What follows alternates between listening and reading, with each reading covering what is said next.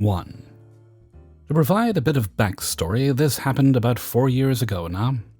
Myself and my co-workers, 2 others, were delivery drivers for a large food service company.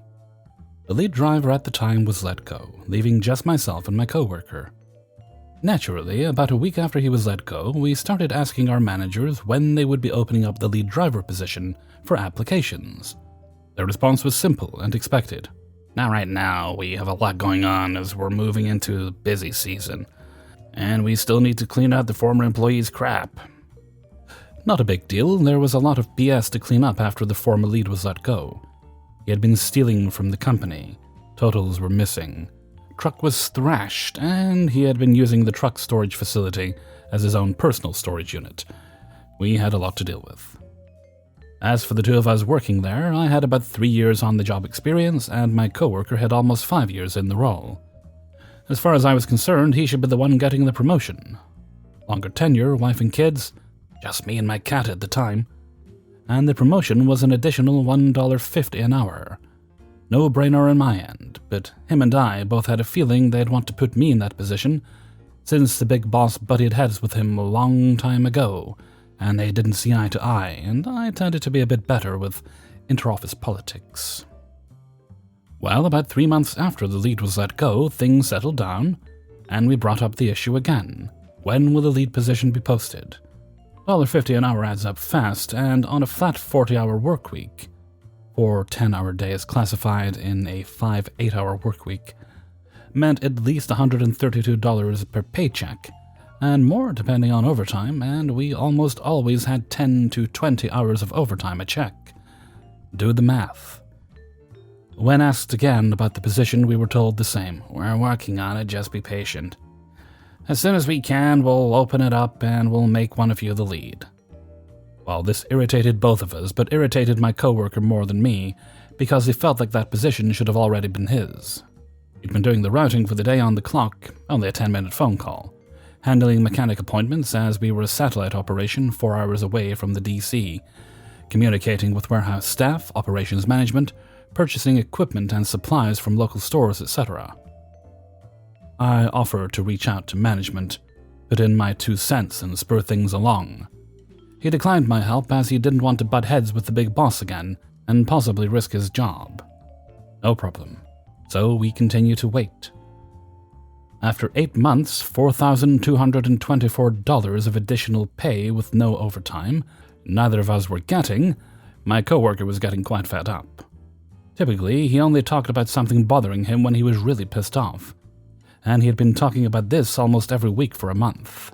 So he called up the manager again and asked when they were going to open up the position for applications. The response: "You 2 have been doing a great job down there, everything's been handled, so we don't feel the need to create a new position." Oh yeah, this pissed us off big time. This was not creating a position. That lead position had been there for 3 years before he was let go. I once again offered my assistance and opinions on how to speed things along, and was declined again. That was until he called me 2 days later, after stewing on it, and told me to do what I want, so I did. The next morning, before unloading the trucks, we sat in the office, drank some coffee, and I told him what we were going to do. We were going to do nothing. We were going to field every single phone call, questions, concern, issue, and pass it off to the big boss. He doesn't think we need a lead, so we'll just be drivers. So without providing any notice to the manager or the sales reps, here's a few examples, but y'all get the point. Routing. Call big boss. Issue with delivery. Tell the customer to call the sales rep so they can call the big boss, and he can call us to have us go back and fix it, something we normally would just do. Head mechanic calls us to say we need to schedule a DOT service. Nope. Call the big boss, tell him he needs to call the local mechanic or schedule it yourself. Customer calls us requesting early delivery en route. Nope. Tell customer to call sales rep, who will need to call big boss, who will need to call us to okay it. But we may not see the call or message for a couple of hours, can't talk on the phone and drive. We passed every single phone call and issue off to him. For us, it wasn't a big deal since we could just handle things then and there. A simple go back and pick up something would take 2 minutes. Customers text us directly, we do it. But we're just drivers, so we ignored the customer, responded back that we couldn't do that anymore and they would need to call their sales rep. This made a 15-minute task at the minimum, but was usually around an hour or two before we could get back to the customer. The fallout? We didn't even make it through the first morning before shit hit the fan. As soon as the first issue popped up, our sales rep called me asking why the customer said I couldn't do something. I told her the story, and she was pissed. Not at us, at the big boss. I apologized, reassured her it's not personal, but if they won't pay my coworker to do the job, then we will just do what we are paid to do. My sales rep said she'll get this taken care of, but she refuses to work with Big Boss. She'll quit before that happens. Serious threat from someone with 25 years on the job. A couple of hours later, my coworker and I got a call from the Big Boss. He apologized, told us he was wrong and that he would open up the position for us to apply, and asked that we go back to what we were doing. We told him no, until that position is posted, applicants selected, and one of our pay stubs shows the increase in pay. He can continue to handle the phone calls, but thanked him for the apology. We carried on our merry way, and the next day Big Boss called us, told us the position was listed, asked each of us to write up a letter of intent for why we felt like we deserved the position, and they would consider our letters and select one of us. Fantastic. Progress. My coworker pretty much wrote down in his letter that he's been doing that work for 8 months. He has the seniority, contact information, and knowledge, so he felt he should be considered.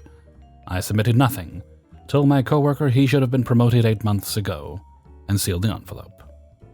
I, of course, get a phone call the next day from the Big Boss asking why I didn't submit my letter, and I told him just that. You should have promoted my coworker 8 months ago, and I don't want the position. Took a few days, but arms were twisted and my coworker got his well-deserved promotion. The real push was the sales rep. We found out a couple months after she had called her vice president, told him this was bogus and refused to have to work with the Big Boss since she couldn't stand him. Well, the vice president of sales got together with the vice president of operations and made the magic happen. Malicious compliance. You say you don't see the need for a lead, we agree, so we won't do the job of one. Coworker thanked me for the help, bought me a couple of T-bones, and said he never wants to get on my bad side. 2. So this happened a few years ago, when I was on an apprenticeship at an office job. I'd been working there about 3 months when the story begins. The job I was doing was essentially an admin role. I had to address phone number changes on client profiles, send out letters requesting information, and sorting out posts that came back. This was all done through the database where I'd get my to-dos from.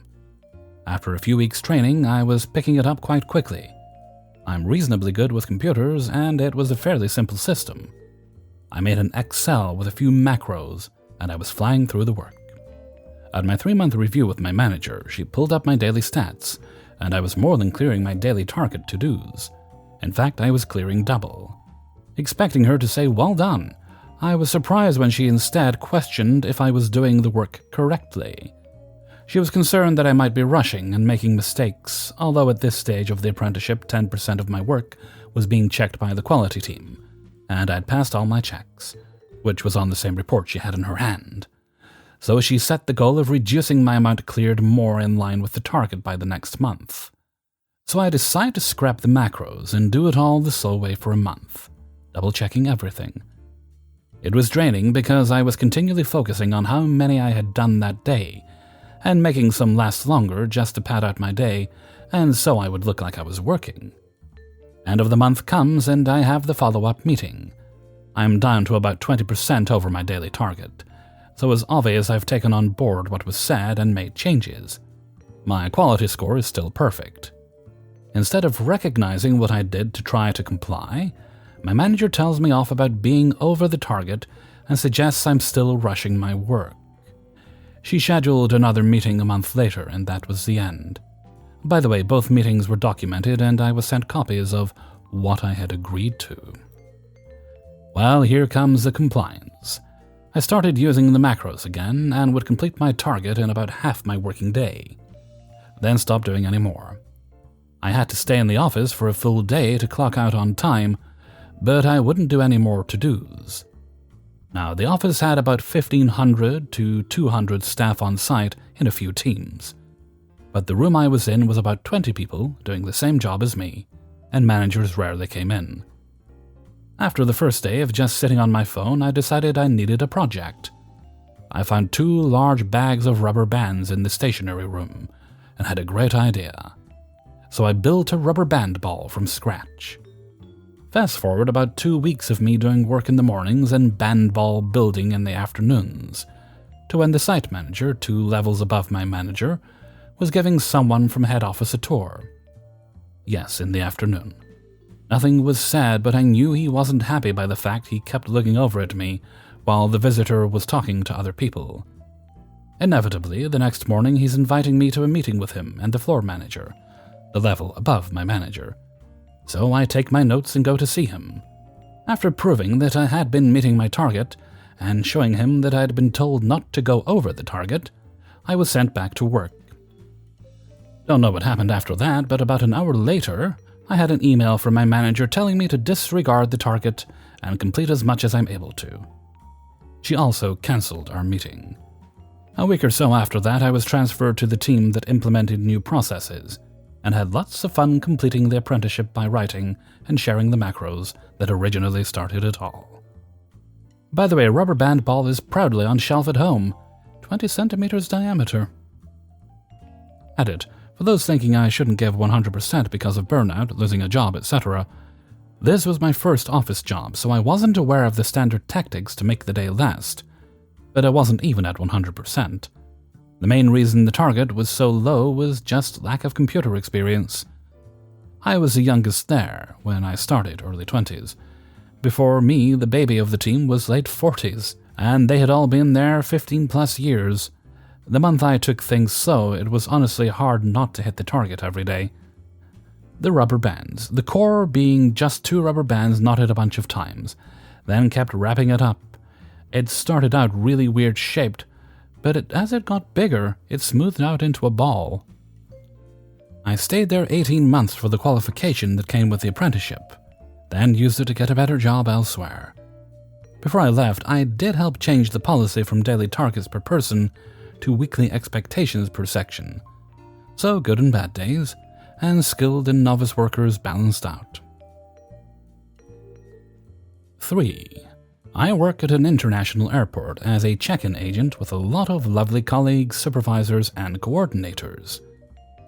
But there is always that one who is just, an a-hole.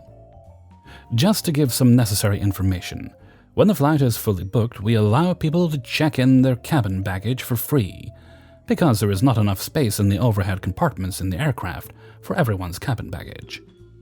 This flight was not full. As I'm doing check-in, an elderly man with a cast on his left hand and a shaking right hand comes to my counter. I do the check-in, and he asks if he can take his cabin bag for free, because he doesn't have the strength to carry it till the gate.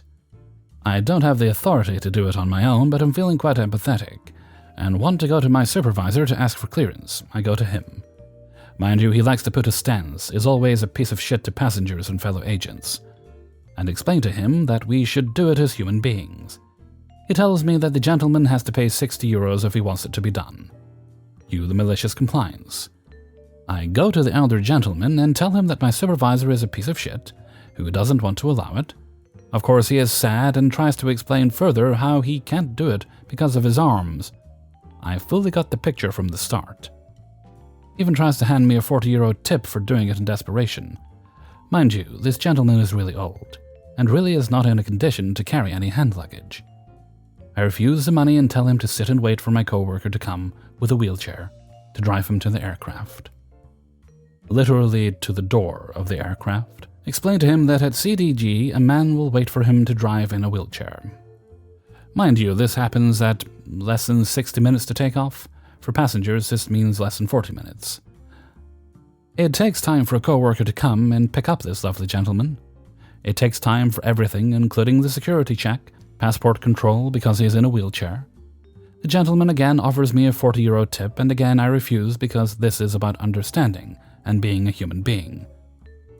A coworker arrives, picks up the gentleman, gets his hand luggage, and off they go. Now here is the best part.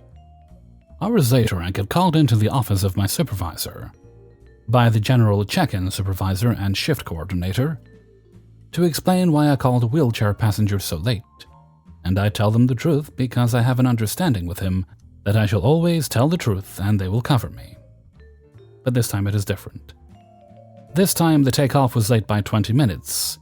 That's not a lot if you're a passenger, but it is if you work at an airport. I tell him that I judged the gentleman as fit to walk alone but not carry his hand luggage, and thus had to call a wheelchair service, and my supervisor ignored that, despite having a look at said gentleman. I even mentioned the possible €40 tip. I get praised for judgmental thinking and excused. The supervisor, on the other hand, he got so badly roasted to the point of being temporarily demoted to being a check-in agent, with a warning of being fired. This is not his first, second, or third time causing a flight being delayed. God, what a piece of shit. 4. This happened a few years back, but I got reminded of the guy involved again recently, and it all came flooding back. I had been given a new project at work, which was to install a new type of LED bulb in train signals in place of the old halogen ones. The guy I was doing the project with, P, short for prick, was universally hated. I had never heard of him before, but I asked what he was like, and the first words out of the mouths of anybody who had any dealings with him there were, "He's a prick," or more C-based words. Honestly, I've never known somebody to not have one person like them at any level of the company. Also, he had no actual authority over me. It was his project, and I was the person actually performing and supervising the work. But anything I did under his say-so was done with mere courtesy. If anything, I was actually a grade above him job-wise. However, my boss told me to play nice because I was new to the supervisor role. I was not given a spreadsheet of all the signals that needed the bulbs changed, and worked out the staff, the materials, and the best course of action to do the work. It was a shit job, but you had to change brackets, lamp holders, wiring, and nuts and bolts with tools that weren't fit for purpose. Usually in the wind or rain, and up a 20-foot ladder, around live electrical equipment. You could isolate some circuits, but usually not all of them in the signal head. Also, I was consistently the last person at work, including my boss's bosses. Dealing with all this crap for no extra thanks, and no extra pay either. Salaried worker. After doing the job for a while, I got an email from P saying he had planned which signals to change for each shift from now on, and I was not allowed to stray from the plan. The plan was fucking dumb. Instead of doing signals in a straight line, it was 2 in this area, 2 at this area 5 miles away, 3 here. Just terribly put together. I told him this was stupid as hell, and we needed to do them all in a line. And for maybe the first time in his life, he saw sense and relented. He then made a new plan with them all in a row, which he said I had to follow. What he failed to realize, because he was incompetent, was the railway has engineering works in specified areas, where other works cannot take place in them for safety reasons. The very next shift, what is listed for us to do cannot be done. We cannot access the area. If we did, we would very much get fired. So I looked at the spreadsheet, found an area we could work, and worked there. This infuriated P, and I was told via email to follow his plan to the letter and to stop being so arrogant. Completing a night's work instead of literally doing nothing was arrogant? Okay, fine. Malicious compliance activated. The next couple of nights went okay, but then another specified area showed up we couldn't work in. This time we just didn't do the work, and I reported back as such because we can't deviate from the plan. This happened multiple times a week. Radio silence from P. At some point, P's boss comes out with us to see our work because she hasn't seen this type of work before, and we get along great, honestly. This was planned in advance. She wasn't keeping an eye on us because we had started to underperform. We get about half of the work done and then start packing up to leave. She asks why. I tell her because the next signals are in an area for planned engineering works, and we can't go in there. She's okay with that, As I said, if we went in there, we would probably be out of a job, or we could be killed. Trains moving, high voltage equipment left on, etc. But she then asks why we can't go to another location and work there. I show her the plan and tell her how we are supposed to adhere to it at all costs. She asks why, and I ask her if she's seen P's email. She had not, but said she would chase it up during the day. I get a very prickly email from P during the day, asking why I only completed half the work. And he had even checked to see what time I had been on track till, to tell me I still had 2 hours I could have worked. He CC'd his boss and my boss into the email. He thought he had me because he was correct. There were 2 hours left before we had to get off track in the section we completed the work. But the cancelled engineering hours in the area for all the other assets made the rest of the work impossible. I was slightly taken aback by this, though, because while there is a way to check what time people get off track, nobody ever uses it, because it is such an underhanded thing to do, and creates massive distrust with everybody. He is the only person in nearly 20 years at this company I've known to have done it. His manager then called us all into a meeting. Before anybody could speak, she told P the reason half the work was done was because the equipment further along on his plan was in a specified area we were not permitted to work in regardless of what his stupid hindrance of a plan says. She said he should have looked at what areas we could work on before a shift, instead of spending that time spying on the staff for what time they get off track. Her numbers had me working at 40% above what was expected for the shift when I was in charge, and less than half of what I should be working when he was making us follow his plan. P tries to talk back, but she says, and I quote, "Shut your stupid mouth before you say anything else useless." I love this woman. I then get sent out while she talks to P and my boss in private. The fallout was the project getting taken off of P, him being moved on from that role to never have a position with any kind of authority again. She gave my staff and I a much better project to work on with more overtime, voluntary, a better person to liaise with, and the mental image of P looking like a scolded puppy. 5. I worked at a customer service call center. I was there for 7 years and created 33 new or updated documents for them to use because I'm highly trained in Microsoft Office programs, Word, Excel, etc. These documents were used at 3 different branches of the company in 3 different states. When I started having emotional problems and had to see a psychiatrist, they decided to get petty and try to make me quit by treating me like crap, i.e. giving me the horrible shift hours, making me miserable, demanding I do extra work, and then stating I wasn't going to be getting our yearly raise because my work ethics had become erratic, though all of my coworkers were praising me for keeping up with their ridiculous demands. Anyone who has hard issues with a company who doesn't want to have to pay unemployment benefits and would rather force you to quit will be highly aware of the type of tactics companies pull when in this situation. I had originally put a watermark on all of the documents, so when I became so emotionally drained from having to deal with their demands and actually had to check into a psychiatric institution for a 48-hour hold, I had enough. I knew I wouldn't be coming back after I got out of the hospital, so right before I went to the hospital to check in, I deleted the only copies of 27 of the documents that were for internal use only and locked the last 6 with a password that I gave to one coworker friend who had already given her notice and only had 2 days left. 2 days, during a time that none of the higher managers were actually present because it was the weekend.